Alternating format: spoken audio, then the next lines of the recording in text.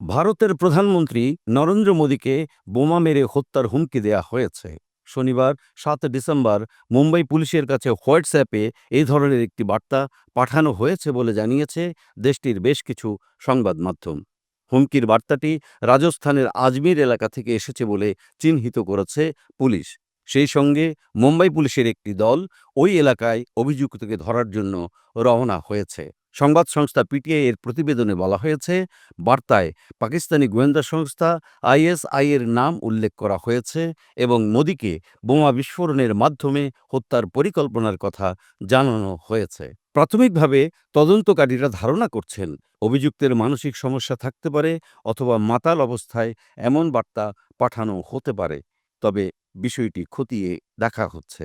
এর আগে মুম্বাই ট্রাফিক পুলিশের হেল্পলাইন নম্বরে একাধিক ভুয়া হুমকি বার্তা এসেছে, যার মধ্যে সম্প্রতি সালমান খানকে হত্যার হুমকিও অন্তর্ভুক্ত ছিল। এই ঘটনায় মুম্বাই থানায় এফআইআর দায়ের করা হয়েছে এবং পুলিশ তদন্ত শুরু করেছে। এর আগে বহুবার বহুজনকে হুমকি দিয়ে ভুয়া বার্তা এসেছে মুম্বাই ট্রাফিক পুলিশের হেল্পলাইন নম্বরে।